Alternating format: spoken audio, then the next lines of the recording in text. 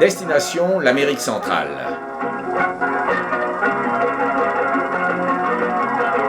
Notre voyage au Guatemala fait suite à celui que nous avions effectué au Mexique en 1972.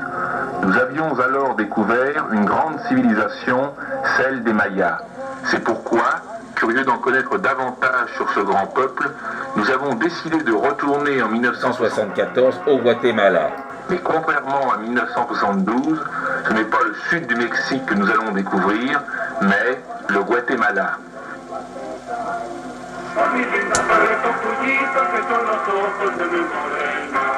Par le bas et la gauche de ce pays, avec la ville de Quetzaltenango tout d'abord, où vivent encore actuellement certaines tribus mayas, que nous pénétrons au Guatemala. Quetzaltenango et toutes les villes mayas d'Amérique centrale se reconnaissent par leur marché. Et nous retrouvons de ce fait au Guatemala les grandes lignes de la vie des Indiens mayas du Mexique.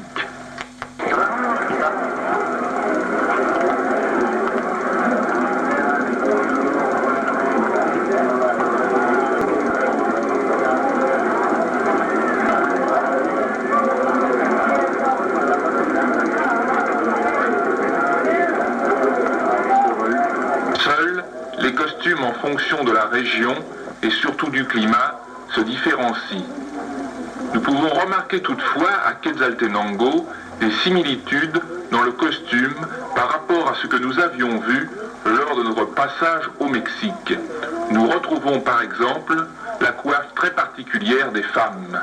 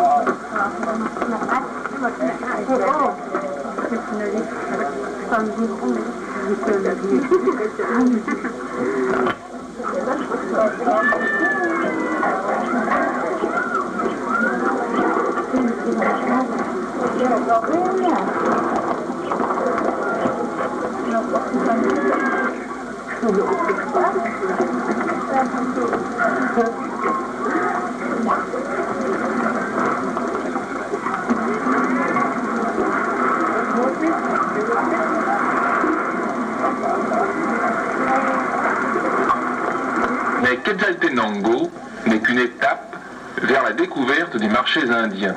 En effet, nous nous dirigeons à présent un peu plus au nord par rapport à cette ville, vers le marché très réputé de Chichicastenango.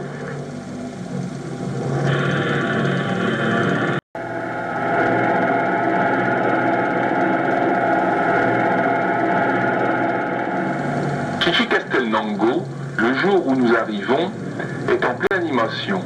Il faut dire que nous sommes veille de marché et que de ce fait, tous les Indiens qui viennent y vendre leurs produits sont en train d'installer leurs échoppes. C'est ainsi que nous voyons des hommes transporter d'énormes poutres qui serviront de base à leurs échafaudages.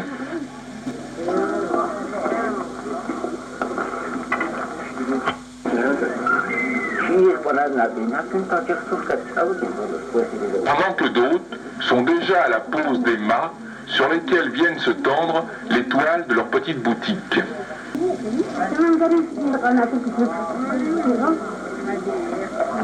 Il est à noter que le marché, qui a lieu 2 fois par semaine, le jeudi et le dimanche, est démonté et remonté entièrement à chaque fois.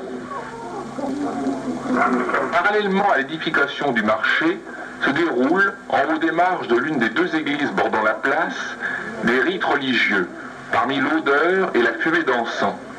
Et pendant les 3 jours de notre séjour à Chichicastenango, rien ne troublera le murmure des prières effectuées dans des dialectes différents d'origine étrange. Même la nuit, à la lueur des bougies, les incantations continuent.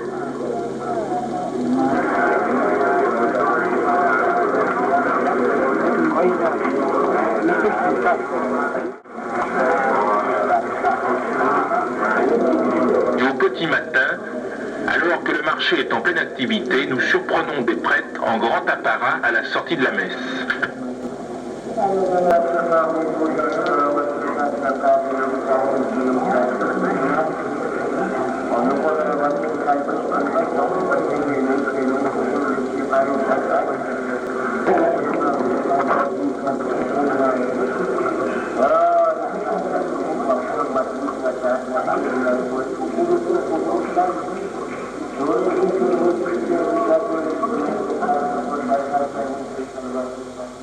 Après avoir assisté à la dispersion des prêtres, nous pénétrons à notre tour dans le marché afin de flâner à l'intérieur, percevant dans le lointain l'écho mélancolique d'instruments de musique qui portent le nom de toun ou de chirinia.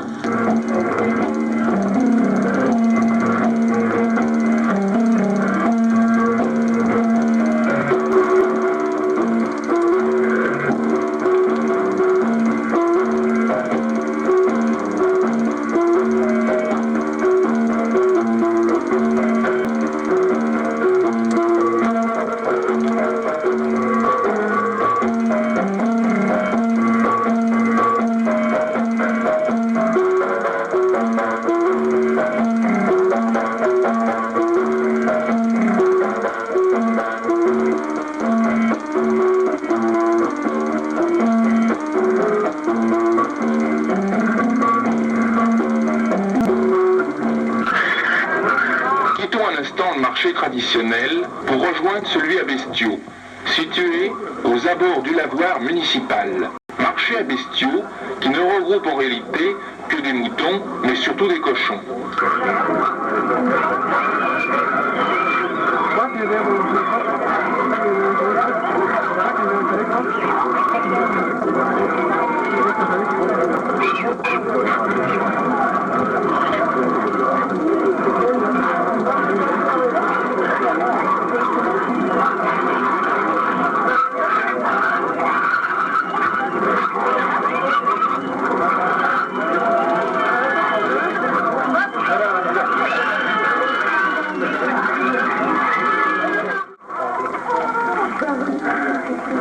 À nouveau, nous retrouvons la grande place grouillante et animée où les costumes multicolores des Indiens sont pour nos yeux un ravissement.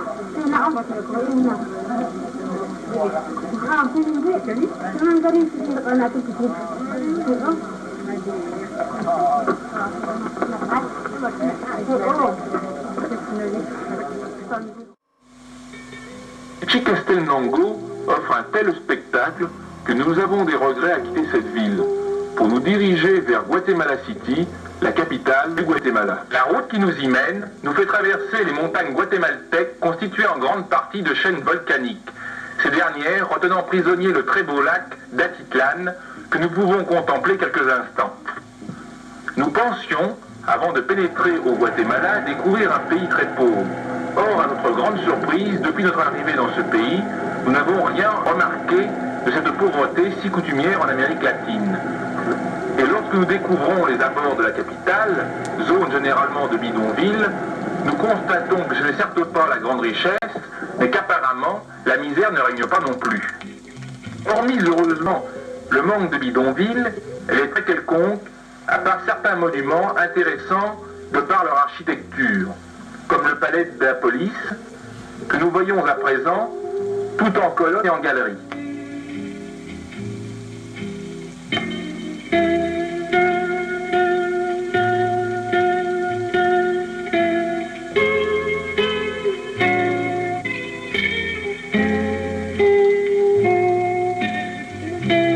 Le palais de la police domine une petite place, où comme dans beaucoup de villes du monde, des pigeons y ont élu domicile.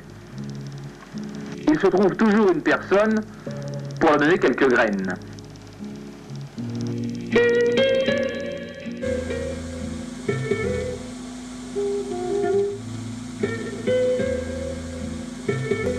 Le petit Guatémalien nous fait l'aumône par jeu plus que par nécessité. L'aumône au Guatemala est relativement rare. Puis bientôt le soir tombe, et c'est Guatemala la nuit, avec ses néons.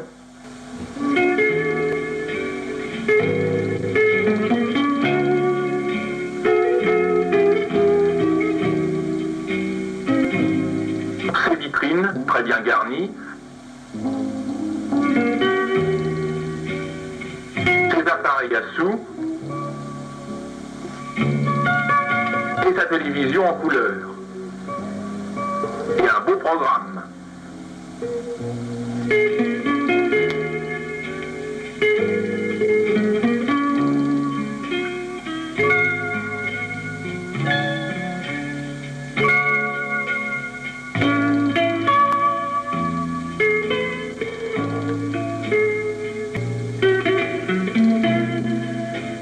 Tandis que l'on joue du SOS 007 au Capitole.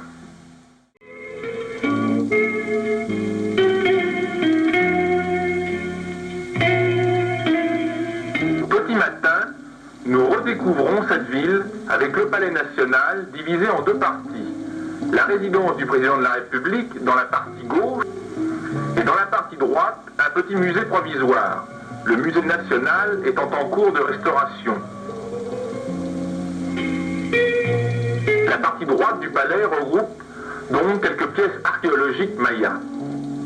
Entrée, nous découvrons une carte représentant la péninsule du Yucatan sur laquelle s'étendait la grande civilisation maya. Dans des vitrines, nous pouvons apercevoir quelques vases et statuettes et un peu plus loin, un panneau recouvert de glyphes mayas. Et le clou de ce petit musée est, comme nous pouvons le voir, la reconstitution du site de Tikal, que nous redécouvrons et qui se situe en pleine forêt vierge dans le nord du pays. Puis sur la gauche, donc, l'entrée du palais, proprement dite, résidence du président de la République. À l'intérieur de celui-ci, et au-dessous de l'escalier en fer forgé, sont peintes de grandes fresques murales relatant la conquête espagnole.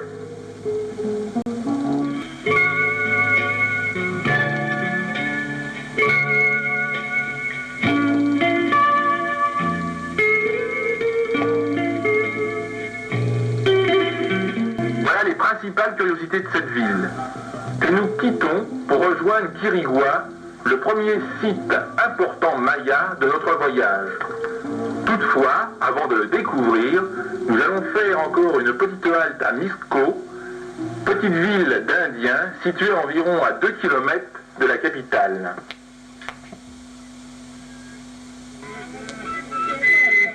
C'est le dernier village d'Indiens que nous pouvons voir, car ensuite, nous allons nous diriger vers le nord et par conséquent vers la forêt tropicale, avec une chaleur d'environ 40 degrés et une forte humidité.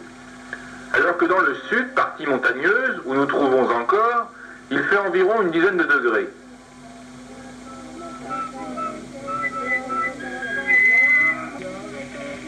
Nous voyons ici Guatemala City se détacher derrière la petite ville de Misco.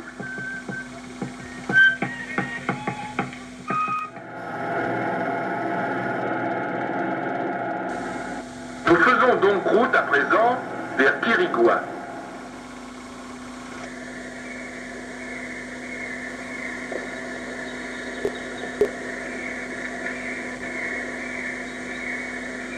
C'est un site maya très important, historiquement, surtout du fait de ces stèles qui y sont dressées. Dans une végétation déjà luxuriante, avec des fleurs, des papillons et également des vautours qui règnent en maître dans cette région. Comme dans toutes les régions de la péninsule du Yucatan.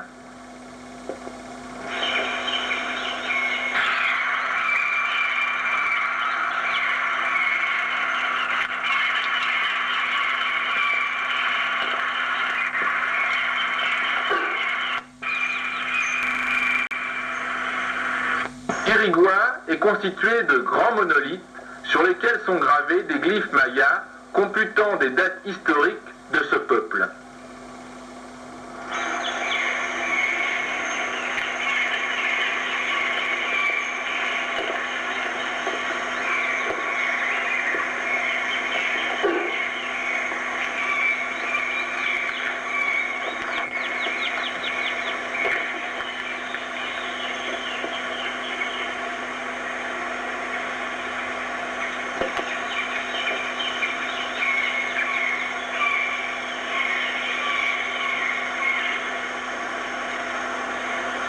Sur chaque stèle, une date différente est inscrite, indiquant un important moment de cette grande civilisation.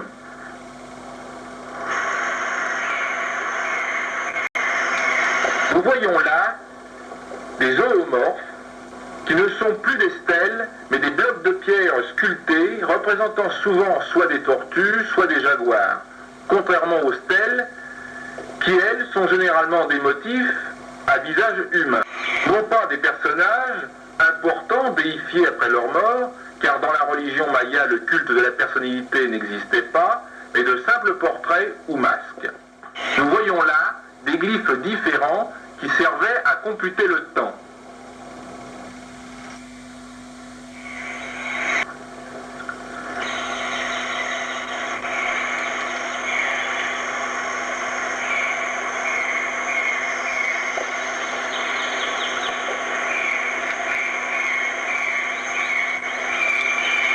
Et encore de très belles stèles parfaitement conservées.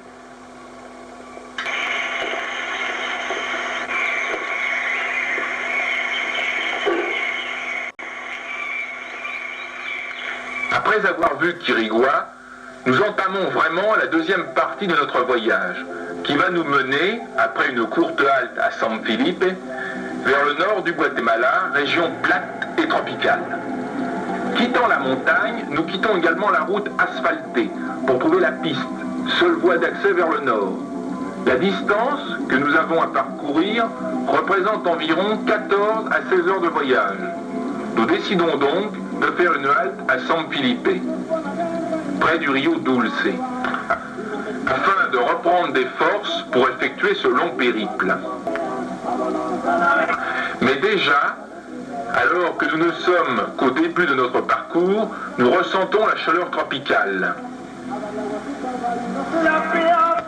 Et bientôt en pleine forme, nous partons pour Flores. La durée du voyage est fonction de l'état de la piste et du temps, car s'il pleut, les cars s'embourbent, et s'il fait trop chaud, la poussière et la température ont raison des moteurs.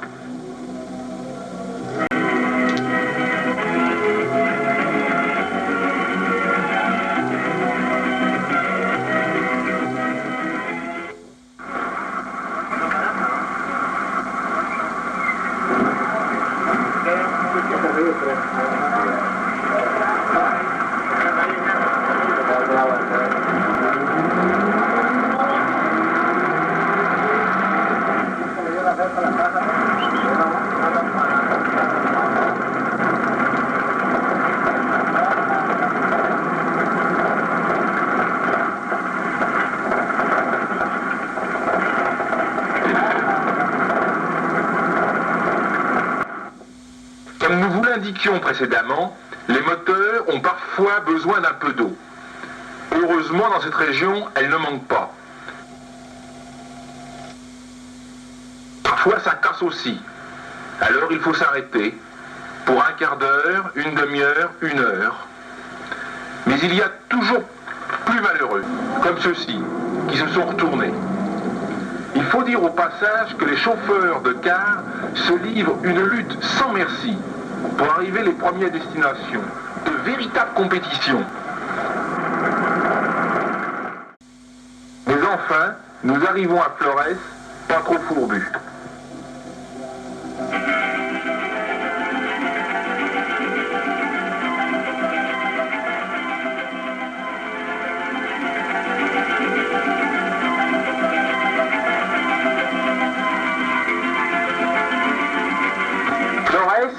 Situé sur le lac Petanitza.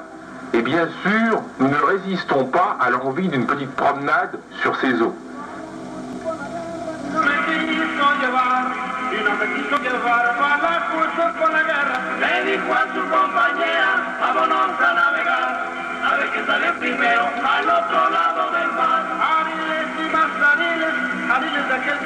Nous ne restons pas très longtemps à Flores. En effet, nous sommes pressés de découvrir le fameux site de Tikal, dont nous avons vu une reconstitution au petit musée de Guatemala City. Tikal est la plus grande ville de l'ancien empire maya. Enfouie au cœur de la forêt vierge du Petén, elle fut découverte un jour de février 1848. On dénomma alors le site le lieu des voix. Et malgré ce nom, elle sut garder jalousement jusqu'alors le secret de la disparition de la culture maya. Si l'histoire de cette grande civilisation commença environ 2000 ans avant Jésus-Christ, elle eut deux périodes culminantes. La première, entre 600 et 950 après Jésus-Christ, pendant laquelle la construction de Tikal a dû commencer. Puis la deuxième période, entre 980 et 1200 après Jésus-Christ, qui a dû voir l'apogée de cette grande ville. Comme pourrait l'attester ce calendrier circulaire maya taillé dans un bloc de pierre.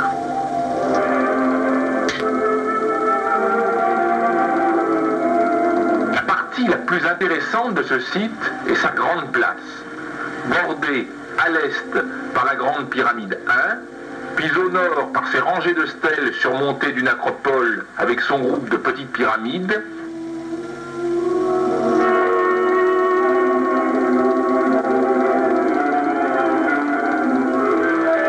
et à l'ouest de la grande pyramide 2 d'environ 50 mètres de haut.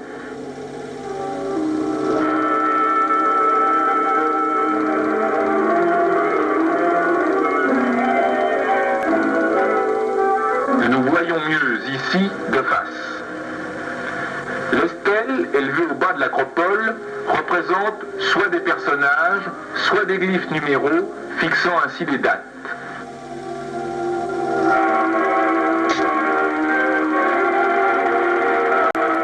L'acropole par elle-même n'offre pas dans son état actuel un gros intérêt. Il se trouve toutefois en contrebas de cette dernière un magnifique et gigantesque masque maya.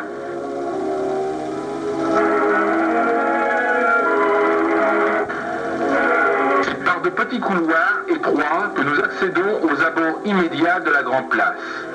En les empruntant, nous débouchons dans de petites cours entourées de petits palais.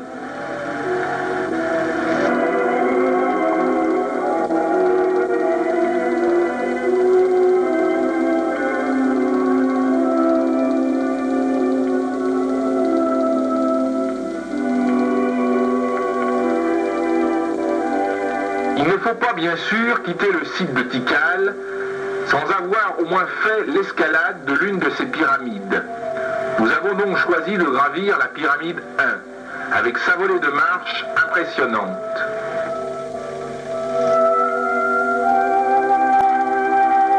Car c'est de son sommet que nous avons le plus beau panorama du site, avec à droite une vue plongeante sur l'acropole et les stèles en contrebas, Et face à nous, la pyramide 2, avec en arrière-plan 2 autres grands temples. Enthousiasmés par les sites mayas, nous décidons de continuer sur notre lancée et d'aller découvrir un site moins connu et plus difficile d'accès, celui de Ceibal.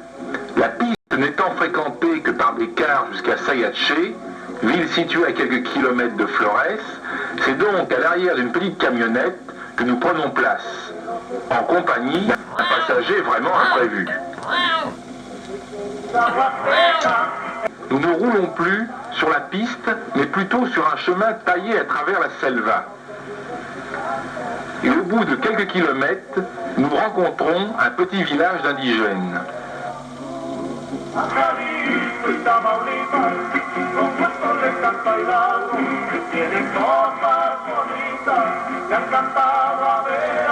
Nous avons même l'occasion de voir un pavot, sorte de faisan sauvage, très apprécié et qui vit dans cette forêt très dense où nous sommes enfin parvenus.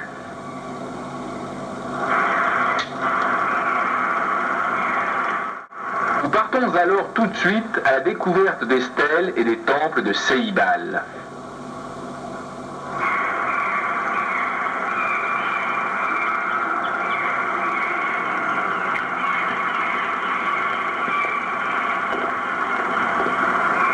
Toujours magnifiquement sculptés et représentant des personnages, nous retrouvons des stèles mayas dans un décor vraiment sauvage, le tout baignant dans une chaleur étouffante et parmi les moustiques.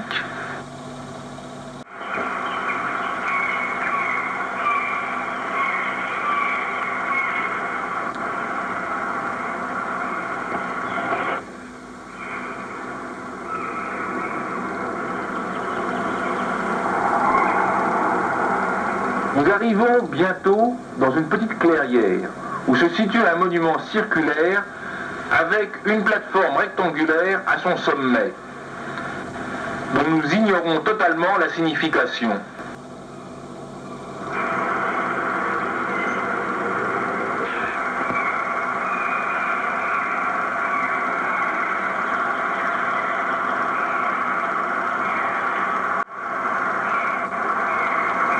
Au-devant de cette construction, un petit autel s'élève et sa partie supérieure nous fait penser à une carapace et une tête de tortue.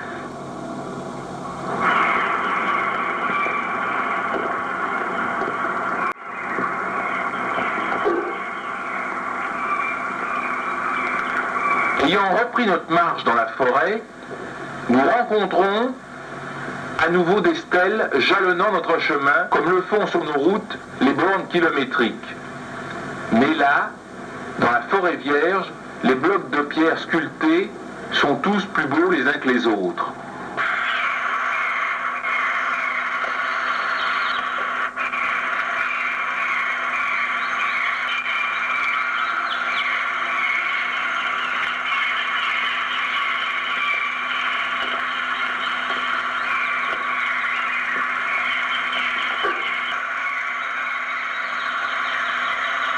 Enfin, nous débouchons dans une clairière assez grande où s'élève une sorte de palais entouré de 4 très belles stèles, encore plus finement taillées que celles que nous avions vues précédemment.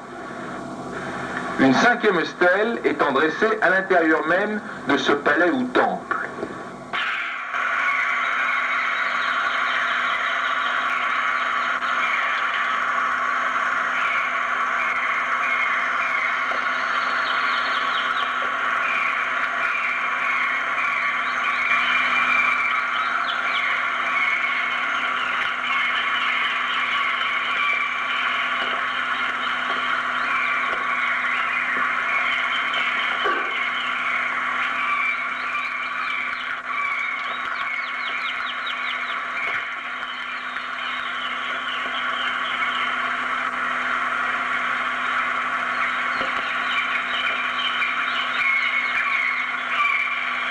Nous insistons sur la température, mais il fait vraiment très très chaud.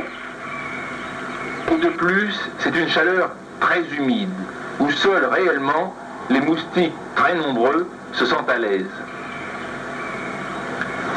C'est pourquoi, après avoir quitté le palais et le site, la première chose que nous faisons, c'est de nous rafraîchir. L'eau a beau être chaude dans les gourdes, nous l'apprécions tout de même.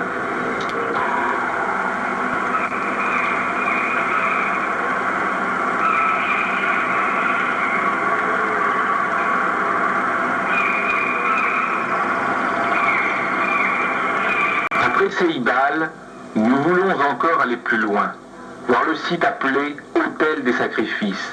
Mais cette fois, il n'y a plus de piste. Alors nous décidons d'emprunter le Rio de la Passion. Nous partons vraiment vers l'inconnu. Il n'y a plus de piste, c'est réellement l'aventure.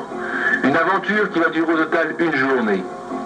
Une journée car nous partons le matin de très bonne heure et le site que nous voulons découvrir se situe par le Rio et d'après la carte à environ 4h30. Au cours de ces 4h30, nous allons avoir l'occasion de voir toutes sortes de variétés d'oiseaux et de poissons. Nous verrons plus particulièrement des tortues qui dorment sur les racines des arbres le long des rives du Rio.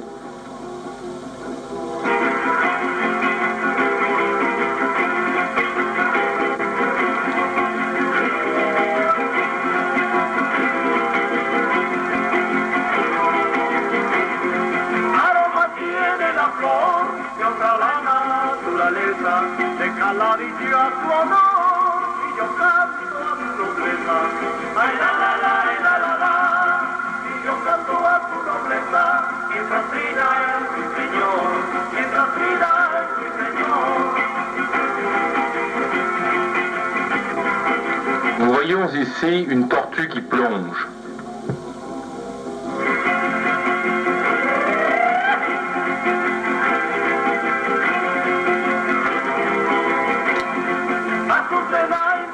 Une autre ici plus grosse qui dort.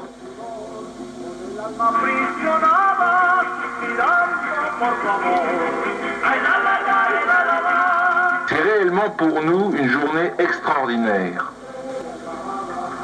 Nos yeux se portent tantôt sur un oiseau pêcheur, tantôt sur de petits villages situés sur les bords des rives. Et tout doucement, nous approchons du but.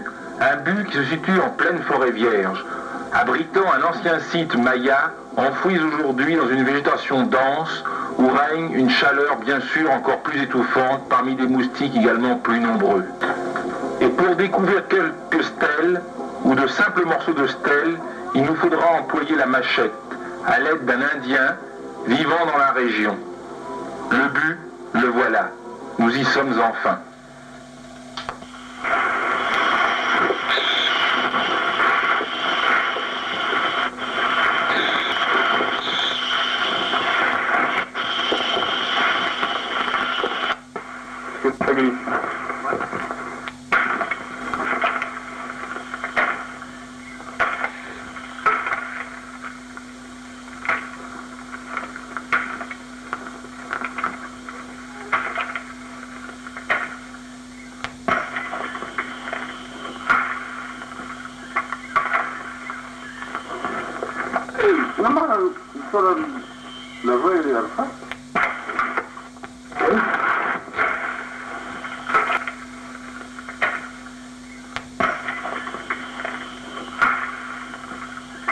C'est brisé.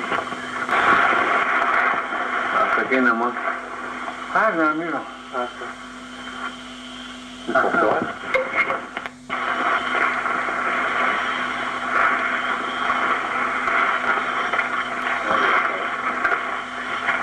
Oh, il y en a plein d'enfouis. Hein. Ah, celle-là est pas mal. Hein. Ah, c'est ce qu'on appelle être bouffé aux moustiques.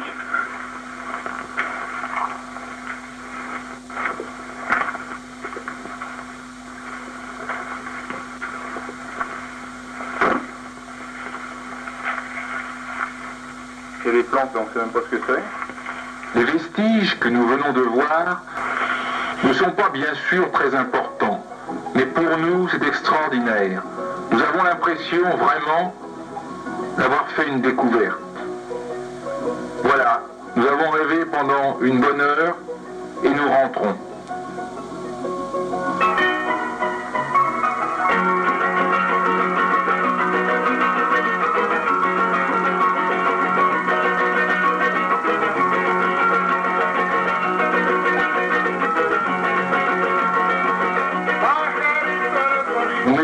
seulement 5 heures pour revenir. Nous sommes enchantés. Pour nous, c'est une journée fabuleuse.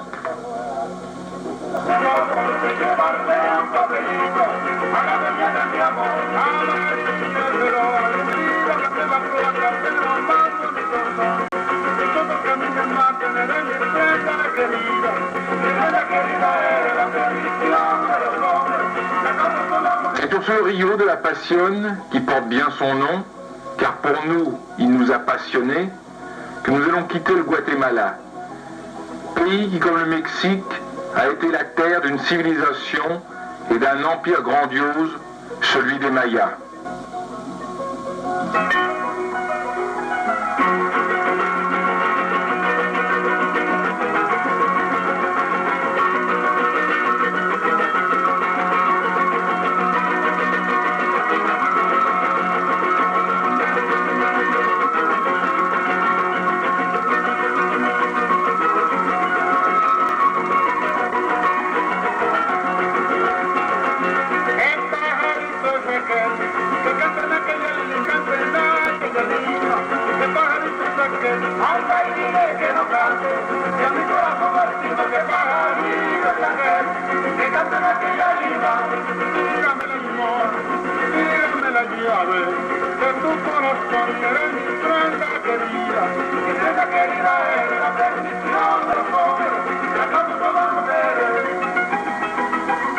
Doucement, nous allons assister au coucher du soleil.